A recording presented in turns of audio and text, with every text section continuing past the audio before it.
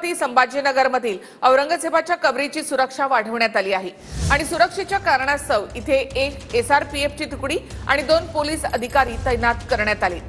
औरंगजेबाच्या कबरीजवळ पोलीस बंदोबस्त वाढवण्यात आलाय। औरंगजेबाच्या या कबरीजवळ जाणाऱ्या प्रत्येकाची तपासणी केली जाते। तर मिलिंद एकबोटे यांना 5 एप्रिल पर्यंत जिल्हाबंदीचे आदेश देण्यात आले। छत्रपती संभाजीनगरमधील औरंगजेबची कबर कारसेवा करून उद्ध्वस्त करणार असा इशारा बजरंग दलानं दिलाय। सरकारनं औरंगजेबची कबर लवकरात लवकर काढावी अन्यथा आंदोलन करणार असा आक्रमक पवित्रा बजरंग दलानं घेतलाय।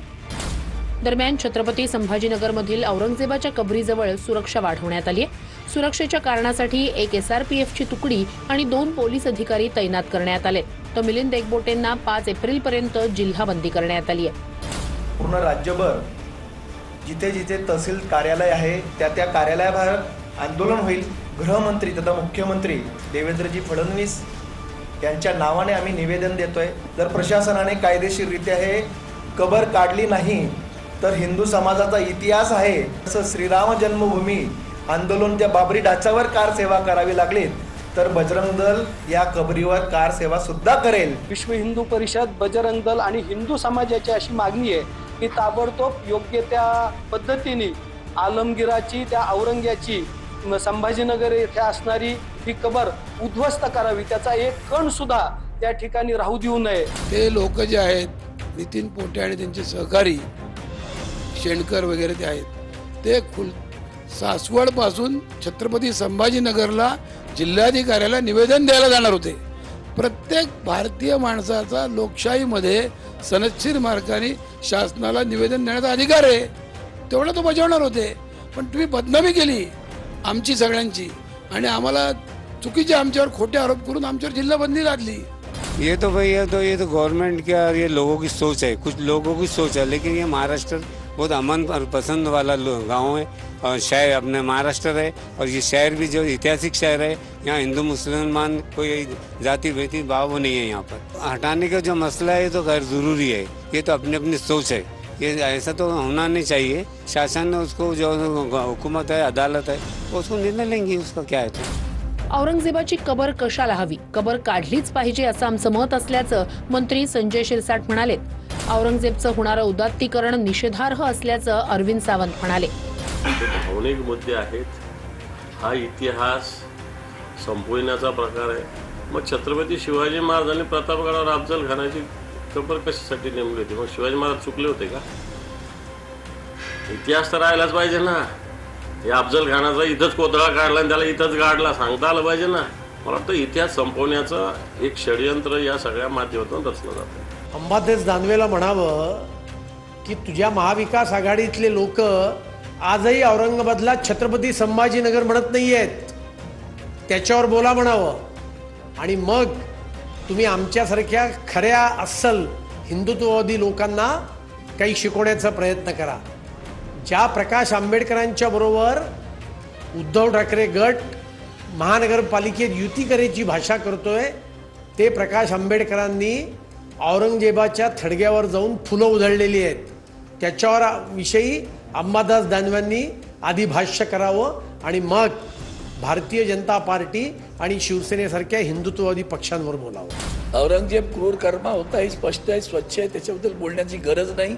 परंतु छत्रपती शिवरायांच्या महाराष्ट्रात त्याला इथंच गाडून घ्यावं लागलं, हे कुठे गाडून घ्यावं लागलं दाखवलं तर गरजेचं आहे। नाही तर ते तुम्ही काढूनच टाकता, औरंगजेब कुठे गाडला गेला माहिती नाही, तो या महाराष्ट्रातच गाडला गेला, हे आवश्यक आहे।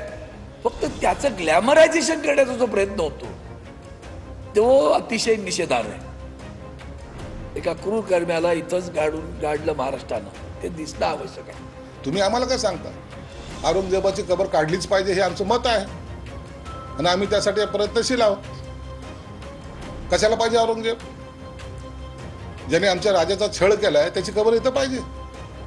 आम्हाला ते मान्य पण नाहीये आणि आम्ही उघडपणे सांगतोय आम्ही सत्तेसाठी जन्मलेलो नाही, भगव्यासाठी जन्मलेलो आहोत। भगव्याचं रक्षण कसं करायचं हे आम्हाला ठाऊक आहे। तर रावणाला बाजूला काढून राम कसा समजावून सांगणार असा सवाल आव्हाडांनी केलाय। तर औरंगजेब अफजल खानाची कबर आम्ही नष्ट करणार असं भातखळकर म्हणाले।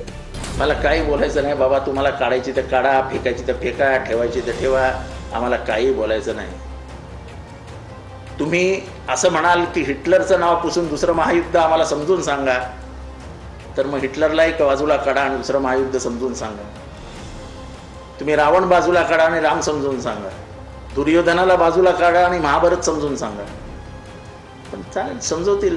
रावणाला बाजूला काढून राम समजवतील, दुर्योधनाला बाजूला काढून महाभारत समजवतील, काय करतील. आता आव्हाडांच्या डोक्यामध्ये या गोष्टी कधी शिरणारच नाहीत, कारण आव्हाडांनीच महाराष्ट्राला हे सांगण्याचा प्रयत्न केला होता. अफजल खान ज्याने आई भवानी तुळजाईचं मंदिर नष्ट करण्याचा प्रयत्न केला, तो स्वराज्य विस्ताराकरता आला होता, असा खोट्या इतिहासाला लोकांनी नाकारलेला आहे.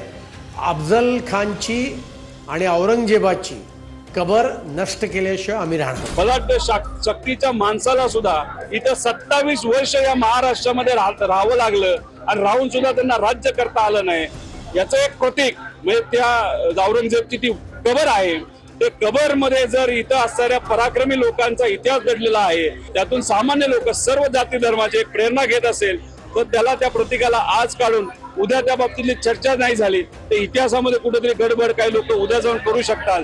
त्यामुळे त्याचं एक प्रतीक म्हणून मला असं वाटतं की त्याला हात न लावणं जास्त कदाचित योग्य ठरू शकतं. ही कबर ही छत्रपती शिवरायांचं, छत्रपती संभाजी महाराजांचं दिल्लीवरनं त्याला महाराष्ट्रात आणून त्याची कबर करावं लागली, ह्याचं ते प्रतीक आहे की हे छत्रपती शिवरायांच्या, छत्रपती शंभूराजांच्या गौरवाचं प्रतीक आहे. मुख्य महाराष्ट्रात जे प्रश्न आहेत, आज आमच्या भागात लाईटीचा प्रश्न आहे, पाण्याचा प्रश्न आहे, निधी नाही, रस्त्याची कामं आज सगळ्या कॉन्ट्रॅक्टरने बंद केलीत निधी नसल्यामुळं, आणि मग सरकार त्याच्यावरती बोलायला त्या ठिकाणी तयार नाही आणि त्या ठिकाणी डायव्हर्ट करण्यासाठी असे विषय काढतात असं माझं मत आहे. संभाजी महाराज हो या छत्रपति शिवाजी महाराज या इस देश का कोई भी ऐसा महापुरुष हो, इसके बारे में मैंने कभी आज तक कोई अपशब्द तो बोला ही नहीं है. लेकिन जो लोग अपशब्द बोल रहे हैं और वो आज मीडिया में, सोशल मीडिया में, मोबाइल हाथ में है, लोग सुन रहे हैं, तो उसके ऊपर सरकार को कुछ न कुछ ऐसा कदम उठाना चाहिए ताकि इन महापुरुषों के खिलाफ जो लोगों के जहन में ऐसी बातें जा रही हैं वो रुकना चाहिए.